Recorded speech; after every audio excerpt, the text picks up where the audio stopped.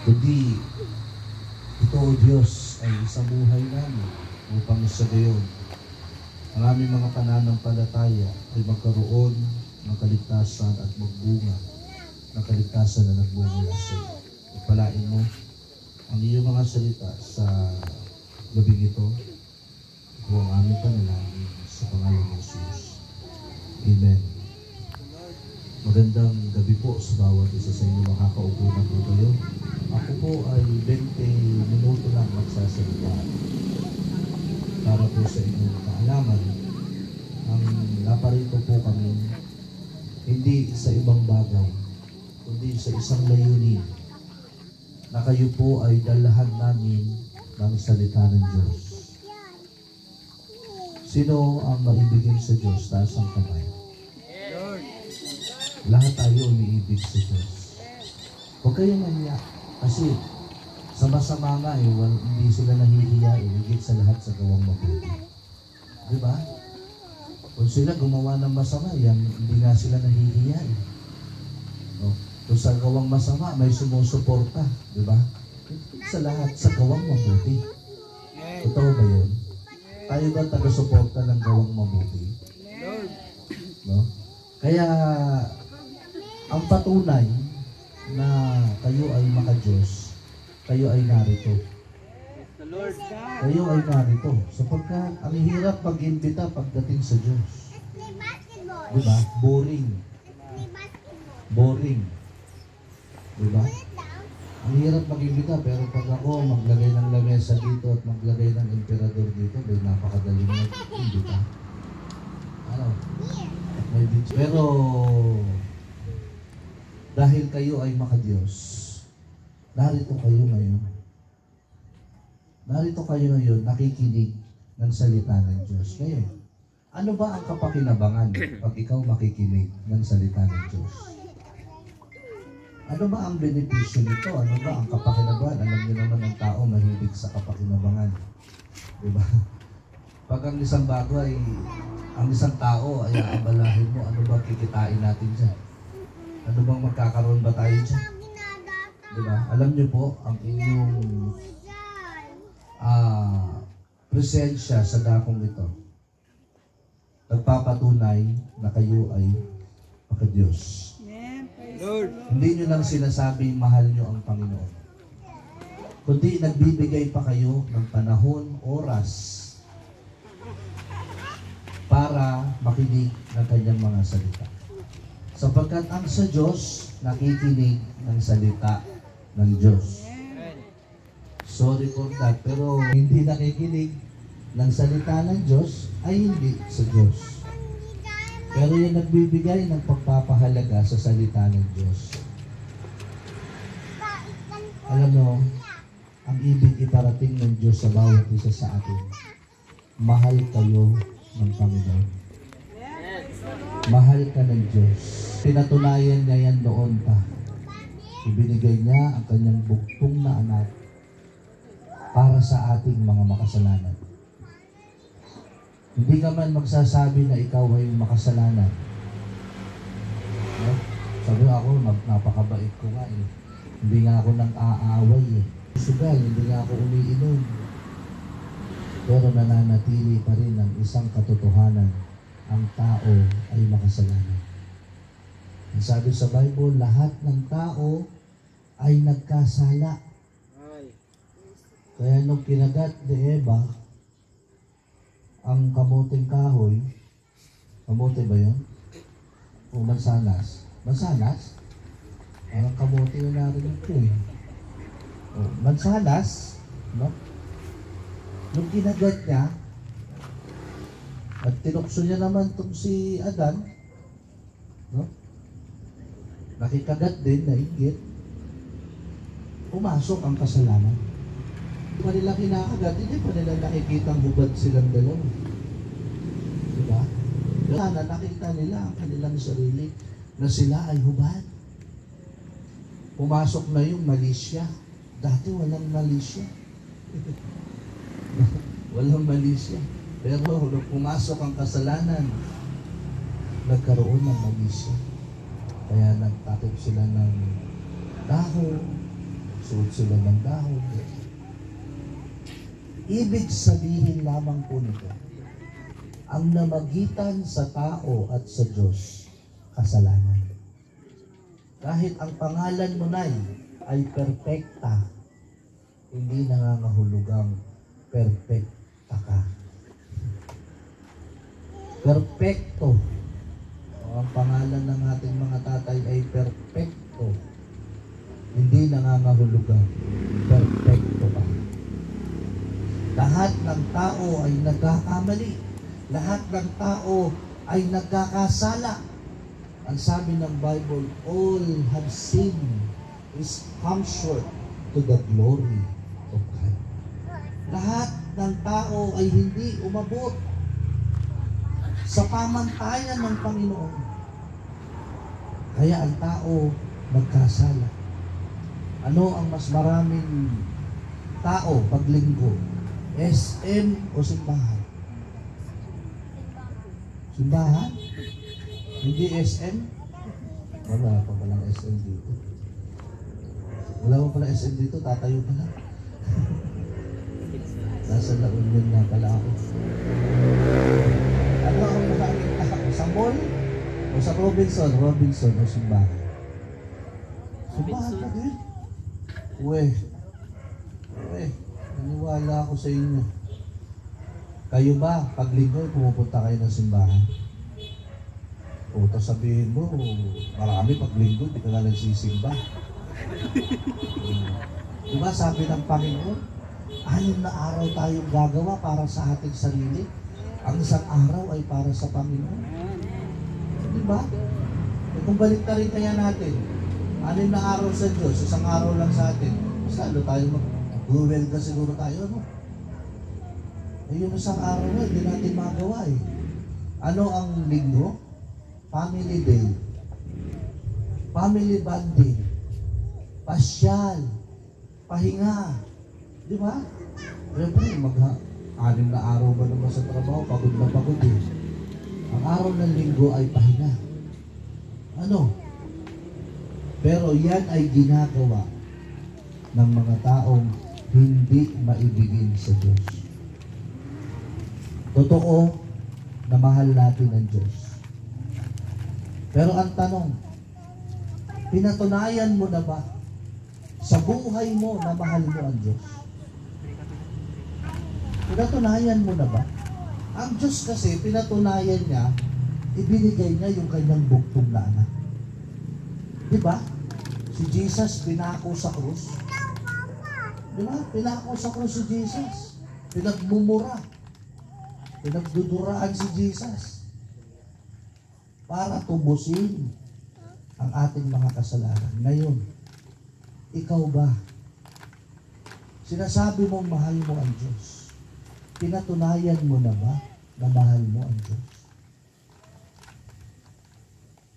Ngayong gabi nito, tanggapin mo ang Panginoon bilang sarili mong tagapagligtas, magpahugas ka ng kasalanan, pinatutunayan mo sa sarili mo na mahal mo ang Diyos. Hindi ka lang puro salita. Hindi ka kagaya ng mga politiko. Nangako na nga, tutuparin pa.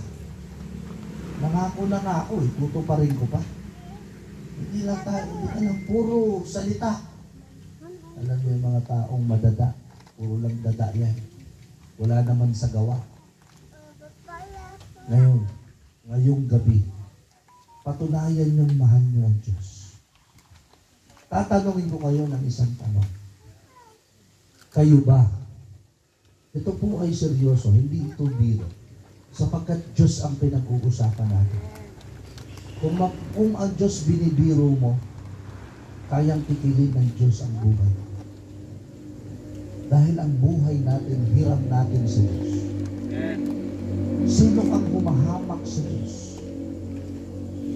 Sino kang tao na alam mo ang Diyos ay makapangyarihan sa lahat? Kung may sakit ka, na hindi ka mapagaling ng doktor, anong sabi ng doktor? Ipasa Diyos ka lang natin. Pag may problema kang mabigat, iniwan ka ng boyfriend mo, o iniwan ka ng ninumang minamahal mo, anak mo, asawa mo, pamilya mo, at ngayon nag-iisa ka, parang nagtatampo ka sa Panginoon. Totoo bang may Diyos? At tanong mo sa sarili mo, totoo bang may Diyos? Kanino ka lalapit? Sa Diyos. Di ba? Pag ang tao malubhaan sakit, Panginoon Diyos ko, pagalingin mo ako. Panginoon, napakadami kong problema. Kumbaga ang Diyos nagiging emergency na lang. Alam mo yung kantang emergency? Emergency, emergency. Nagiging emergency na lang ang Diyos sa buhay natin. Ngayon, gabing ito, yamang naririnig, kami ay pastor na hindi bayaran. Kami po ang mga pastor na nagsasabi ng totoo sa inyo. Hindi kami nagsisinungaling. Sapagkat ang magsinungaling ay hindi karapat-dapat tawagin maging pastor. Ang pastor ng tupa, inaalagaan ang kanyang mga tupa. Ang sabi ng banal na kasulatan, pagtanggapin mo ang Panginoon bilang sarili mong tagapagligtas at magpahugas ka ng kasalanan, ikaw ay makakatanggap ng buhay na walang hanggan. Alam niyo, minsan ambisyoso ang tao. Saan mo gustong mapunta? Langit o impyerno? Langit. Kita nga nagsisimba, langit. Di ba? Gusto natin sa langit. Ayaw natin sa impyerno. Anong meron sa langit? Ba't ayaw mo sa langit? Ba't gusto mo sa langit? No? Anong meron sa impyerno? Ba't ayaw mo sa impyerno? Ang ganda sa impyerno. Alam niyo ba si Congressman? Ang pinili impyerno. Ang pinili impyerno. Pinakita, ikaw, anong pangalan mo? Congressman. Ito ganyan. Hindi ko nasabi yung congressman natin dito ha. Mabait yung ating congressman dito. Namatay yung congressman. Pagkwentuhan ko lang kayo ng konti para maliwanagan kayo. Noong si congressman namatay, yung kanyang kaluluwa, siyempre kinausap ni San Pedro. Sa San Pedro yun nandun sa yung may hawak ng susi, tsaka magbabasa ng mga nakasulat yung pangalan dun Kung sa wedding nga yung patayan ng wedding, sinusulat yung lalo tagad yung mga papasok sa langit, susulat yung mga pangalan doon. Nabasa. Pagtingin, hindi mahanap ko sa, sige, ipapakita ko na lang sa'yo. Ikaw na lang ang magpasya sa sarili mo kung saan mo gusto. Sabi ni San Pedro, sige, pinakita niya yung langit. Sabi, nakita ni Congressman, puro mga nakaluhod, mga nagpe-pray, puro mga sumasamba. Sabi, pambira naman, ang boring naman dito. Ito na, gagawin mo rito. Ano ba yan? Tapos pinakita naman ni San Pedro yung impyerno. Ang daming sugal ko, ang daming babae, daming magaganda. Ang pambihira. Ito ang gusto ko. Ito ang gusto ko. Di ba? Kaya siya, punta sa impyerno. Nung nasa impyerno na siya, pagpasok niya ng pinto,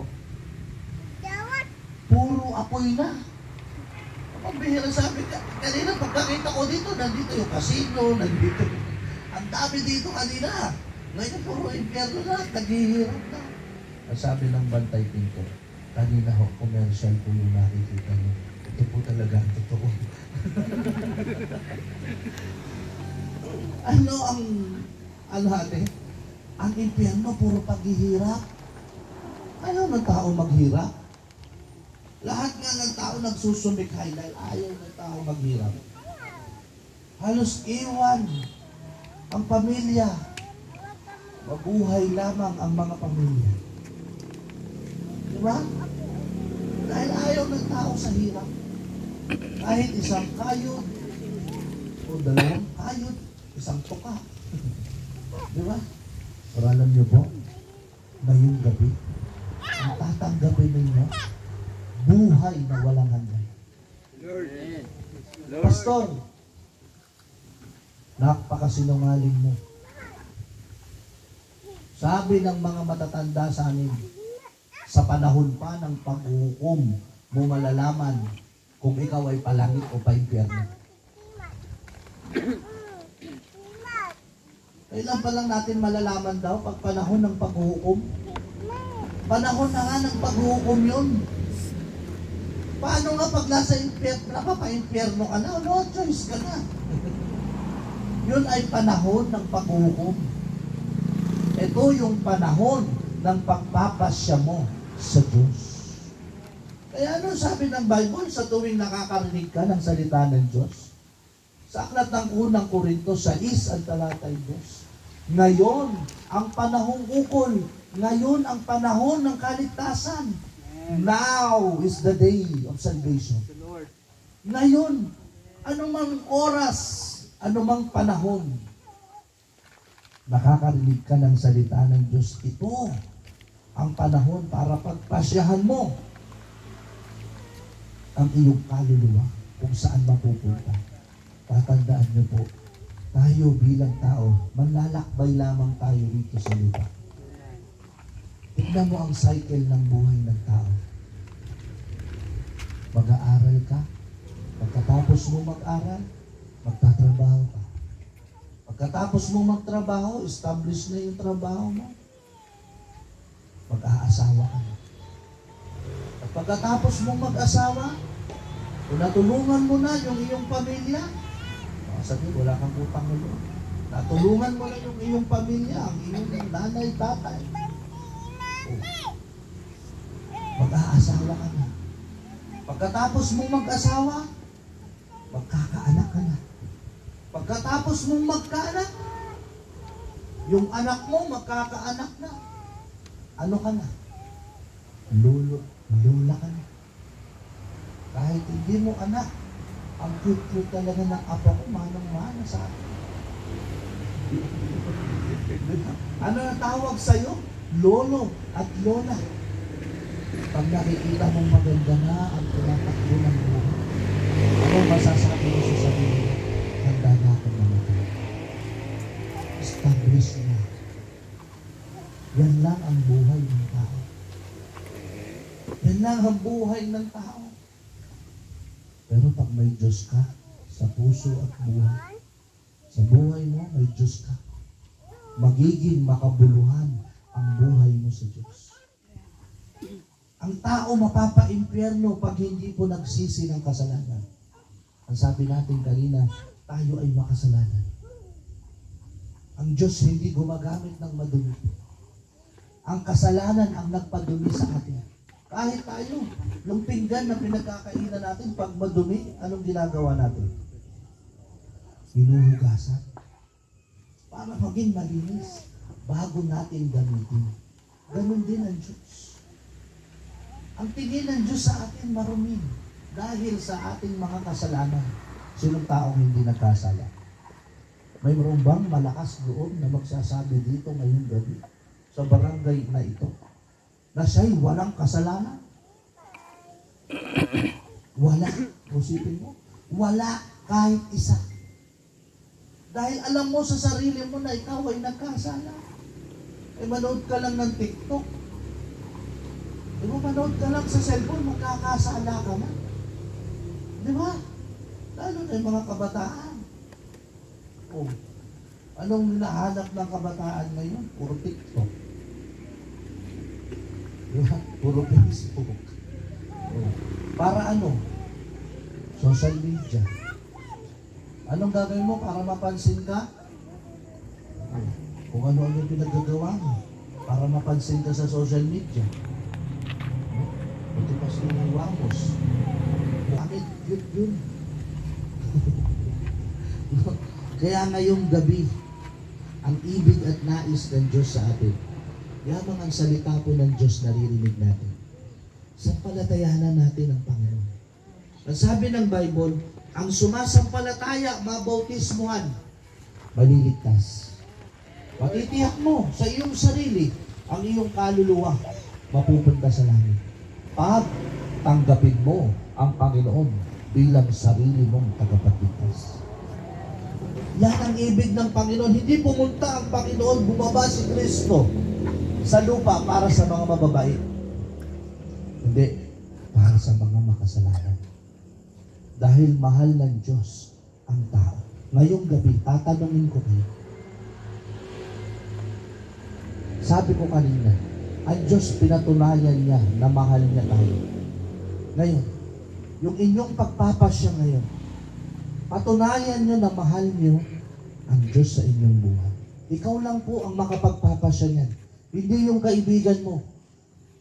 Hindi. Tayo, kanya-kanya tayo nga harap sa langit. Hindi ka kayang isalba ng kaibigan mo o ng anak mo o ng nanay mo.